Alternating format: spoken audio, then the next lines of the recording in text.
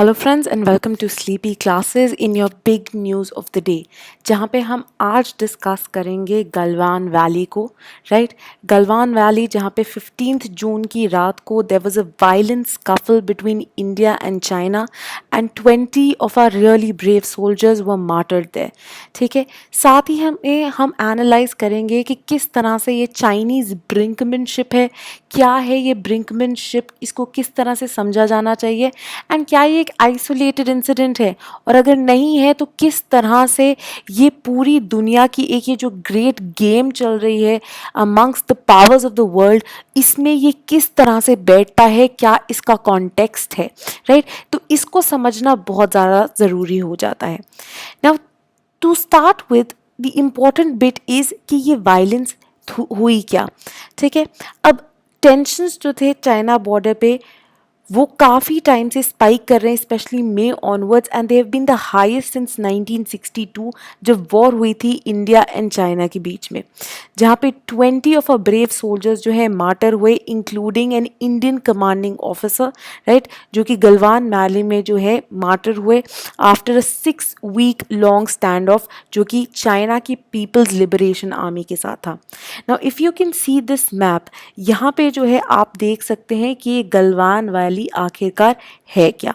ठीक है, साथ ही में यहाँ पे जो है एक तरह से देखा जा सकता है कि जो प्रॉब्लम एरियाज हैं वो कहाँ पे निकल के आ रहे हैं, कौन कौन सी ऐसी LACs है जो कि इंडिया मानती है और जो चाइना मानती है। राइट, ये कोंका पास जो है यही एरिया है जहाँ पे 1961 में इंसिडेंट हुआ था इंडिया और चाइना के बीच में, जिसके कारण आगे चल के जो है पूरी वॉर का आउटब्रेक भी हुआ। यहाँ पे है आपका काराकोरम पास, जिसको लिंक करती है आपकी एक वेरी इंपॉर्टेंट रोड जो कि बनाई जा रही है as part of border infrastructure through Daulat Beg Oldi, which is one of the main reasons जिसके कारण उभर के आ रहा है ये जो इंटायर इंडिया और चाइना के अंदर जो है एक रिन्यूड टेंशंस का फेस है। ठीक है, साथ ही में यहाँ पे आपका पैंगोंग त्सो लेक है, जहाँ पे अगेन बहुत सारे इश्यूज हैं, बहुत सारे जो हैं टेंशन एरियाज देखे जा रहे थे दोनों ही इंडिया एंड चाइना आर्मी के बीच में। अक्साई चिन एरिया है, right, again one of this problem areas जहाँ पे चाइना ने जो है राइट इसको ऑक्यूपाई किया हुआ है। चाइना जो है इसके ऊपर जो है कंट्रोल जमाने की कोशिश कर रहा है। राइट, आर्मी ने जो है कहा, आर्मी ने अपनी जो स्टेटमेंट रिलीज़ की वहाँ पे उन्होंने बताया कि किस तरह से यहाँ के जो सोल्जर्स हैं मार्टर हुए, including the commanding officer of the 16th Bihar regiment, जो कि इंचार्ज थे of the area. Right, and ये जो है पूरा इंसिडेंट हुआ अमिडस्ट एक डी एस्केलेशन का प्रोसेस जो था चल रहा था। राइट, बिकॉज मई ऑनवर्ड्स बहुत ही ज़्यादा वायलेंस देखी जा रही थी, तो क्या हो रहा था, एक मिलिट्री डायलॉग्स के जो वेरियस राउंड्स हुए थे, 6 जून को जो है राउंड हुआ था जहाँ पे दोनों के ही मिलिट्री के हाई ऑफिशियल्स के बीच में आपस में जो है बातचीत हो रही थी, जिसके चलते हुए टेंशन्स रिड्यूस करने की कोशिश की जा रही थी। तो आखिरकार हुआ क्या एट गलवान वैली, मई में चाइनीज ट्रूप्स ने इंडियन क्लेम लाइन जो है उसको क्रॉस किया एंड हॉट स्प्रिंग एरिया जो है ये उसमें आ घुसे and they came inside the Indian territory by say about 3 kilometres. ये जो ट्रांसग्रेशंस थे they occurred around 3 main spots. ठीक है, और ये ट्रांसग्रेशन एरियाज के जो सबसे इंपॉर्टेंट स्पॉट्स हैं ये हैं petrol point 15, petrol point 17 and इसको जो है गोगरा पोस्ट भी जो है बुलाया जाता है। 5 राउंड ऑफ मिलिट्री डायलॉग्स जो है हुए after what was seen as great heightened tensions after the 1962 war, जहाँ पे इंडिया ने जो है इंडियन गवर्नमेंट और MEA ने बोला कि डी एस्केलेशन के लिए जो है अब मेजर्स लिए जाएंगे। राइट, और डिसएंगेजमेंट होगी पॉइंट्स ऑफ इंट्रूजन पे। और कौन से है ये पॉइंट्स ऑफ इंट्रूजन, जैसे कि हमने बताया जो पेट्रोलिंग पॉइंट्स थे 14, 15 एंड 17। साथ ही में इन नॉर्थ बैंक पैंगोंग, जो आपका पैंगोंग से लेक है, राइट, जहाँ पे जो है आपके फिंगर 2, फिंगर 4, फिंगर 8 के अराउंड जो है ये इंटायर इश्यूज हो रहा था, राइट, जहाँ पे इंडिया जो है फिंगर 8 को मानता है LAC, चाइना जो है फिंगर 4 को मानता है, एंड फिंगर 2 तक इंडिया को रिस्ट्रिक्ट करने की कोशिश की जा रही थी चाइना द्वारा इन पैंगोंग त्सो लेक, ठीक है, और साथ ही में चुशुल एरिया के अंदर। चाइना ने हाउएवर एक कंप्लीट साइलेंस मेंटेन की कि क्या वो ट्रूप्स को रीलोकेट कर रहे हैं या डी एस्केलेशन के लिए वो क्या क्या मेजर्स लेने की कोशिश कर रहे हैं। जनरल अशोक मेहता ने जो है आर्टिकल के अंदर लिखा कि जो ऑक्यूपेंट्स है, जब भी हम इंट्रूजन की बात करते हैं इन एन एरिया, उनके पास जो है वेरियस ऑप्शंस अवेलेबल होते हैं। जैसे कि हमने यहाँ पे बात की कि क्या हो रहा है, डिसंगेजमेंट की बात हो रही है।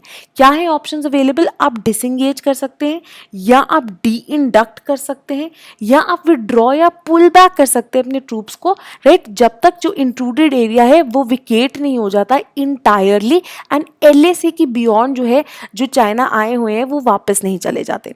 डी एस्केलेशन का क्या मतलब होता है? डी एस्केलेशन का मतलब होता है रिड्यूस करना टेंशंस को, और ये रिडक्शन इन टेंशंस जो है वेरियस तरीकों से ली जा सकती है। फॉर एग्जांपल, अगर टेंट्स या कुछ इनकैंपमेंट सेटअप कर लेते हैं सोल्जर्स, राइट, तो उन टेंट्स को हटा देना या उन इनकैंपमेंट्स को हटा देना, राइट, ये सब चीज़ें जो हैं वो रिडक्शन इन टेंशन की बात होती है। हाउएवर इसका ये मतलब नहीं है कि ट्रूप्स पुल बैक हो गए हैं, या फिर उन्होंने अगर कुछ चीज़ें वहाँ पे बना ली हैं, कुछ परमानेंट स्ट्रक्चर्स उनको तोड़ दिया गया है, ठीक है। जो डिसएंगेजमेंट थी, ये जनरल नारवाने जो है उन्होंने बोला, उन्होंने डिसएंगेजमेंट को समझाते हुए कहा कि ट्रूप्स एंड मिलिट्री मटेरियल जो है वो थिन आउट हो गया है in the area, however wicket नहीं किया है चाइनीज ट्रूप्स ने इंट्रूजन एरिया को, ठीक है। तो इसीलिए डिसएंगेजमेंट को समझना is so important, right. Now during this escalation process, जब ये चल रहा था, एक फेस ऑफ हुआ, एक स्टैंड ऑफ हुआ 15 जून 2020 की रात को। इनिशियली आर्मी की स्टेटमेंट है कि एक officer who was the commanding officer colonel Santosh Babu and 2 soldiers who are havildar K Palani and havildar Sunil Kumar, उनकी जो है they were martyred. Later in the night again army statement जो है, जहाँ पे उन्होंने बताया कि 17 मोस्ट जो सोल्जर्स हैं वो इंजर हुए थे, बहुत ही क्रिटिकली इंजर्ड थे in the line of duty इस स्टैंड ऑफ के अंदर। And given the kind of environment, given the critical conditions, sub-zero temperatures in high altitude terrain जो कि यहाँ पे exist करते हैं, उनके कारण ये जो critically injured हमारे soldiers थे, they succumb to their injuries, and इसके कारण जो total number of martyrs थे, they went up to 20, ठीक है। अब क्या इंपॉर्टेंस है, क्या हिस्ट्री रही है, स्ट्रेटेजिक हिस्ट्री रही है गलवान वैली की। अब एक जो बहुत इंपॉर्टेंट बात आती है, ये गलवान वैली जो कि अगेन जो हमारा एक बहुत ही रिमोट SSN जो आपका सब सेक्टर नॉर्थ है, जिसको आर्मी बुलाती है सब सेक्टर नॉर्थ, इसके अंदर जो है ये लोकेटेड है। एंड पहली बार ऐसा हो रहा है कि 1962 के बाद इस एरिया में इतनी ज़्यादा टेंशन्स जो हैं देखी जा रही हैं, ठीक है। अब इशू क्या है? One of the main triggers जब 1962 की वॉर भी हुई थी was the construction of a road which was Chinese infrastructure, क्योंकि वो अपना area of influence and Indian territory दबोचना चाहते थे, which was a road between Xinjiang and Tibet. ये हाईवे जो है आज भी एग्जिस्ट करता है and has been further developed and it is known as the G219 highway, and ये अराउंड 179 किलोमीटर्स जो इसका हाईवे है, ठीक है, ये पास कहाँ से करती है? अक्साई चिन, जो कि इंडियन टेरिटरी है, जिसके ऊपर चाइना जो है कब्जा अपना मेंटेन करने की कोशिश कर रहा है, ठीक है। After having constructed this highway, this Xinjiang to Tibet वाली जो रोड है, ठीक है, उन्होंने ना ही इंडिया का कंसेंट लिया, ना ही इंडिया की परमिशन ली, considering Aksai Chin is an Indian territory. And अब ये रोड कंस्ट्रक्ट करने के बाद चाइना क्या कह रहा है? वो इस एरिया को अपनी टेरिटरी की तरह जो है क्लेम करने की कोशिश कर रहे हैं। प्रेजेंट डे में main reason of stand off क्या है? इंडिया की जो बॉर्डर रोड पे कंस्ट्रक्शन हो रही है of a very very crucial road which is to Daulat Beg Oldi, ठीक है। और ये जो है गलवान वैली में लाई करती है along the line of actual control.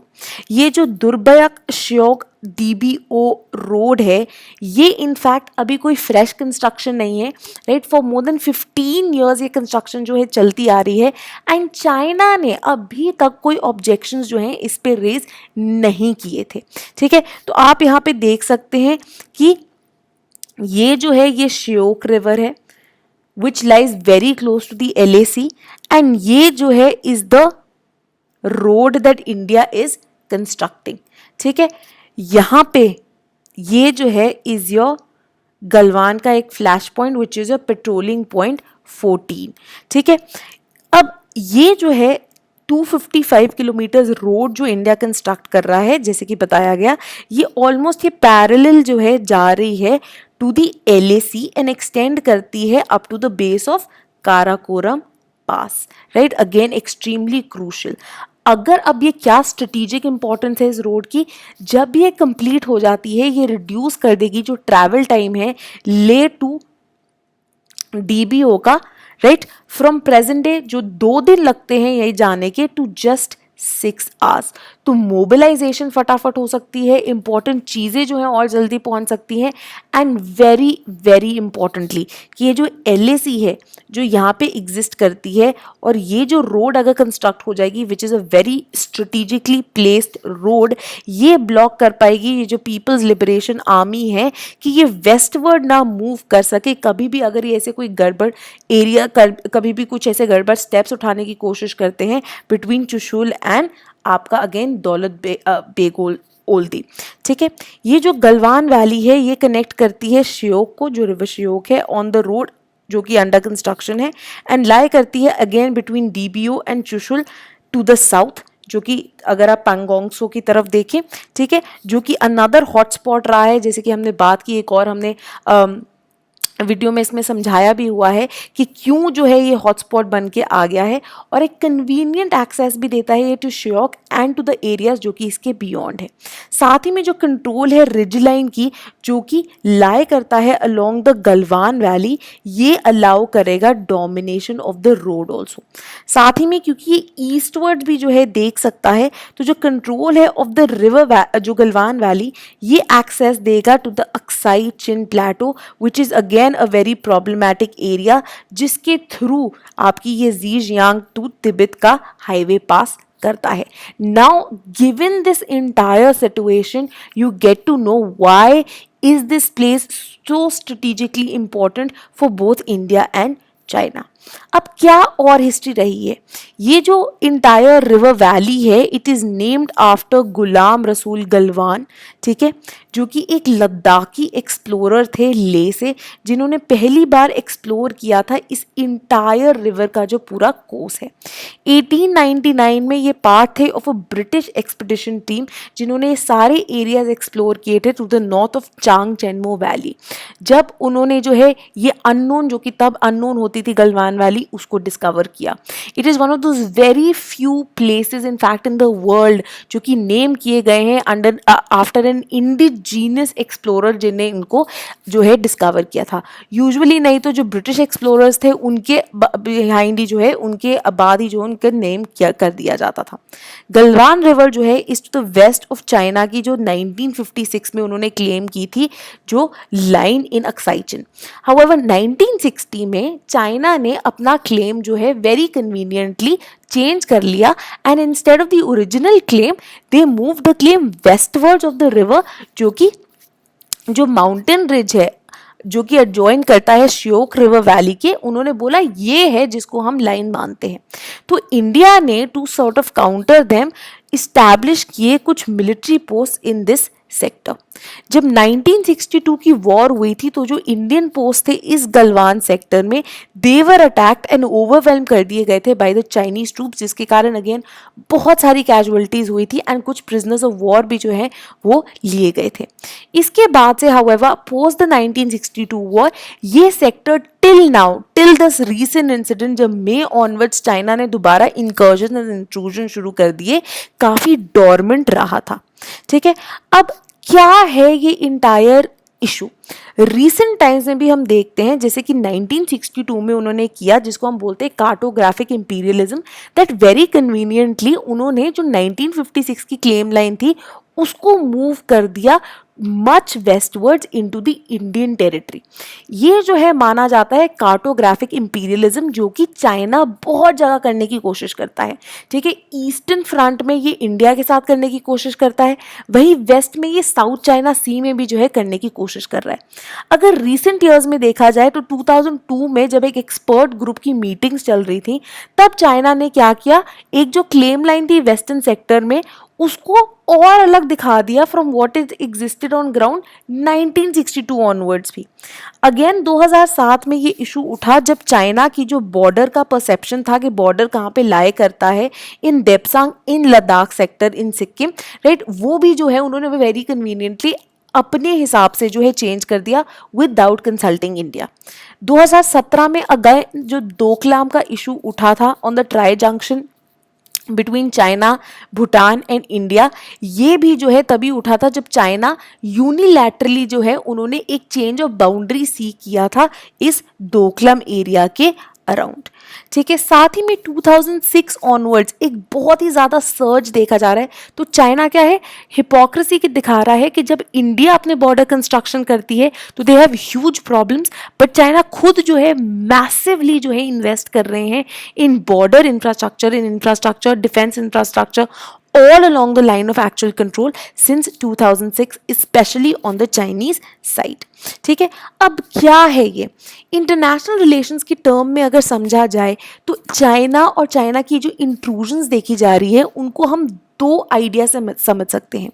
एक है जिसको हम बोलते हैं चिकन गेम और एक है जिसको हम बोलते हैं ब्रिंकमैनशिप। कोल्ड वॉर पॉलिटिक्स के टाइम पे ये जो चिकन गेम की जो शब्द है ये बहुत ज़्यादा पॉपुलर हो गया था। ठीक है, और बर्ट्रैंड रसल जो है उन्होंने इसको एक गेम ऑफ चिकन बोला था। अब ये गेम ऑफ चिकन क्या है, आपको एक एग्जाम्पल की तरह हम समझा सकते हैं, राइट, जो कि इस फिगर में भी एक्सप्लेन किया गया है। तो आप इमेजिन कीजिए कि कॉलेज के टाइम पे दो जो हैं लड़के हैं, दे आर ड्रंक, ठीक है, और एक दूसरे के साथ वो किसी लड़ाई झगड़े में जो है बहुत ज़्यादा उनमें लड़ाई हो गई है। सो इमेजिन कीजिए that these are maybe north Indian boys. So what do they decide to do, they decide कि हम क्या करेंगे, हम जो है एक सिंगल रोड ब्रिज जो है जहाँ पे सिर्फ एक गाड़ी पास कर सकती है, ठीक है, और बहुत कम एरिया है आसपास, हम उसके अंदर क्या करेंगे, ऑपोजिट साइड से जो है अपनी गाड़ी में आएंगे and both these people will be coming towards each other. ठीक है, इनके फ्रेंड्स जो है इनको चेयर कर रहे हैं और ये क्या है, ये गेम ऑफ चिकन है जहाँ पे one person is trying to intimidate the other to see कि कौन पहले जो है डर जाता है एंड स्वर्व कर जाता है ब्रिज में to the side, making the other person win. ठीक है, तो ये है गेम ऑफ चिकन, जहाँ पे क्या होता है, जहाँ पे आपके पास ऑप्शंस है कि अगर तो एक स्वर कर जाता है तो obviously they and up losing, ठीक है, and the other side ends up winning, या उनके अंदर बेटर सेंस प्रिवेल्स, या उनके जो फ्रेंड्स हैं उनके अंदर सुलह करा देते हैं and tell them that it's a very stupid thing to do, या एंड में क्या होता है that they both crash into each other and mutually assured destruction occurs. Now this kind of chicken game जो है कब से देखी जा रही थी, और ये कोल्ड वॉर के टाइम पे और भी ज़्यादा अपेरेंट हो गई थी यूएस एंड यूएसएसआर के बीच में। और यही चिकन गेम जो है माना जा रहा है कि चाइना अब खेल रही है in its various regional frontiers. ठीक है, तो आपको याद होगा क्यूबन मिसाइल क्राइसिस एक अक्कर हुआ था यूएसएसआर एंड यूएसए के बीच में। This is taken as the perfect example of chicken game या ब्रिंकमैनशिप, यहाँ जहाँ पे देखा जा रहा था कि both of these nuclear powers वो face to face confronting each other and one had to bow down, which happen to B USSR. If they didn't, डर था कि दोनों ही क्योंकि न्यूक्लियर पावर्स है एंड अगर एक न्यूक्लियर वॉर छिड़ गई देन दोनों ही कंट्रीज का दोनों का ही जो है एकदम सर्वनाश हो जाएगा। ना ब्रिंकमैनशिप भी जो है इसी तरह से इन्वॉल्व उभर के आई है, राइट। बेसिकली इट मीन्स जब बहुत ही ज़्यादा एस्केलेशन ऑफ थ्रेट्स हो जाती हैं कंट्रीज़ के बीच में, जहाँ पे एक country through escalating threats is trying to achieve खुद के गेम्स। तो चाइना जैसे कि अभी क्या कर रहा है, इंडिया को इंटिमिडेट करने की कोशिश कर रहा है, उनको थ्रेटन करने की कोशिश कर रहा है, hoping that India will give in and sort of move out of the area, ताकि वो कन्वीनियंटली उस एरिया को ऑक्यूपाई कर सके। ये जो ब्रिंकमैनशिप का टर्म है, ये माना जाता है कि अडलाई स्टीवेंसन जो है उन्होंने कॉइन किया था जब वो क्रिटिसाइज कर रहे थे उस फिलॉसफी को of going to the brink during the cold war with secretary of the state जो थे तब जॉन फॉस्टर डलस, ठीक है। थ्रू आउट अब ये माना जा रहा है कोरोना वायरस पैंडमिक चाइना ने जो है ये ब्रिंकमैनशिप अपनाने की कोशिश की है ताकि वो अपना जो स्फेयर ऑफ इन्फ्लुएंस है और बढ़ा पाए। फॉर एग्जाम्पल द ग्रेटेस्ट एक जो है हम देख सकते हैं मई के अंदर जब कोरोना आउटब्रेक जो है उससे सब जो है उसको झेल रहे थे, यूएसए के अंदर केसेस बढ़ते जा रहे थे, तब China was very busy in actually very quietly moving paramilitary and political legal actions करना इन द साउथ चाइना सी, ठीक है। तो ये Paracel islands and Spratly islands जो कि बहुत ही डिस्प्यूटेड एरियाज हैं एंड अगेन जिनको चाइना जो है अपना मानता है, ठीक है, इनको कंट्रोल करने का जो है एक बहुत बड़ा एजेंडा है चाइना का साउथ चाइना सी में।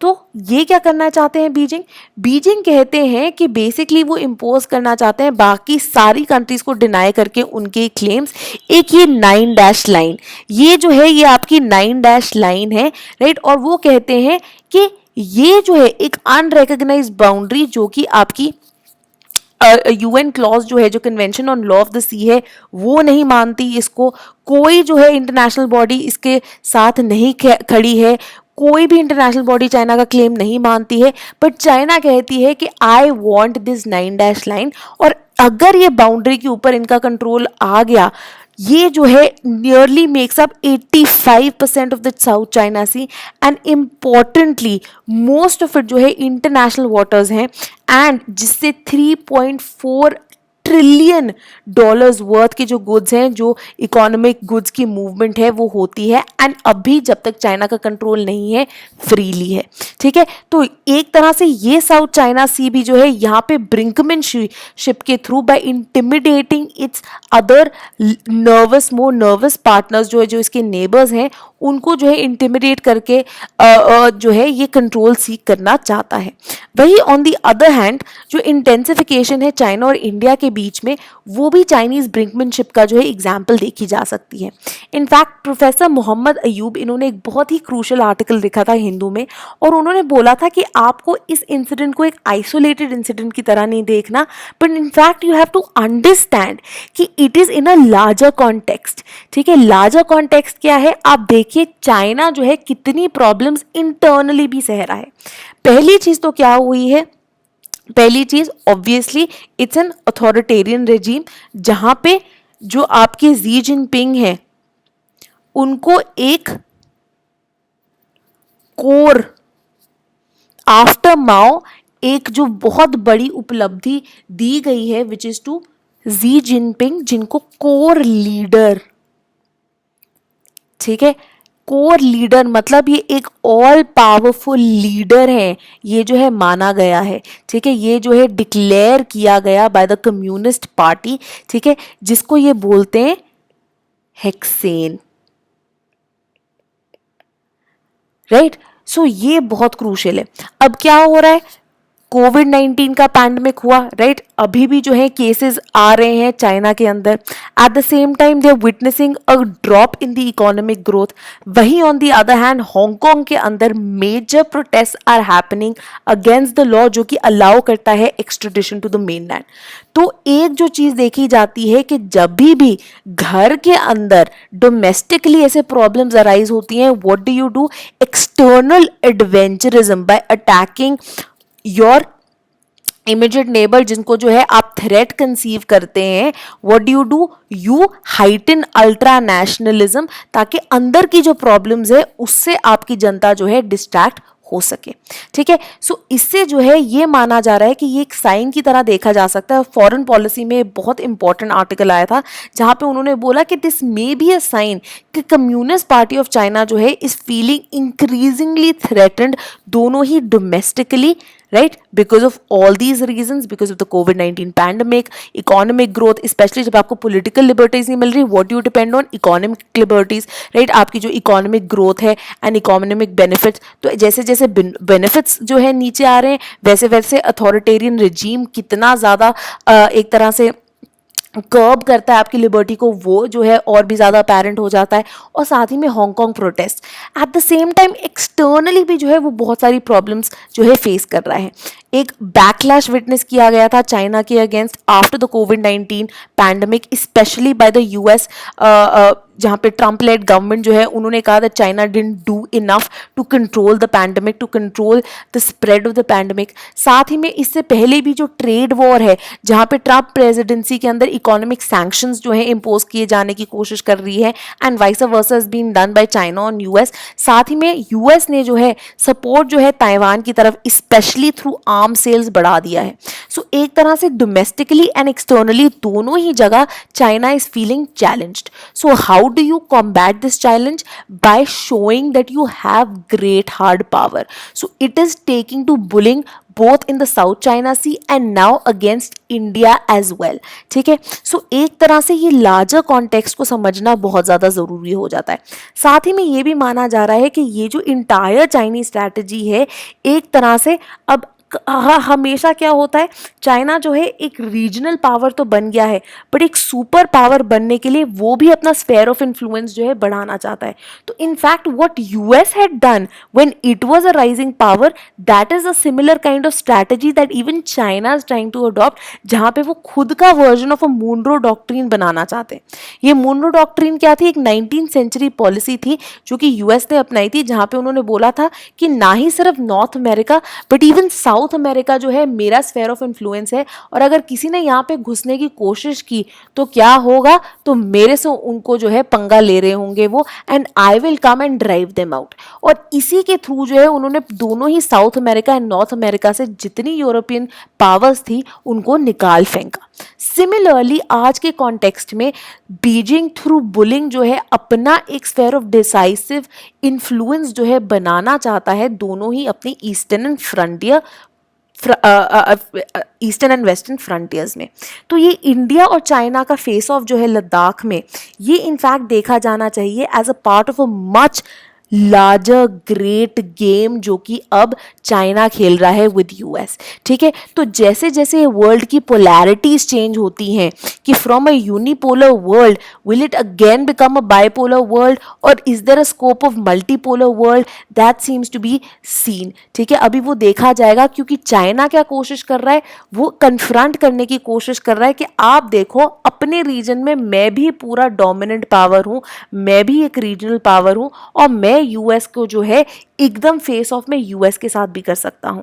ठीक है, सो ये क्या हो रहा है, एक तरह से यूएस अपना स्टेटस को प्रिजर्व करने की कोशिश कर रहा है साउथ चाइना सी में by making an alliance with Japan, by trying to make India a strategic partner in confronting China.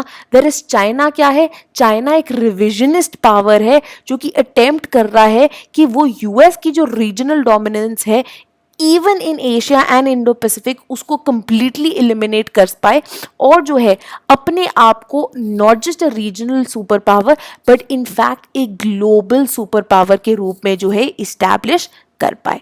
ठीक है,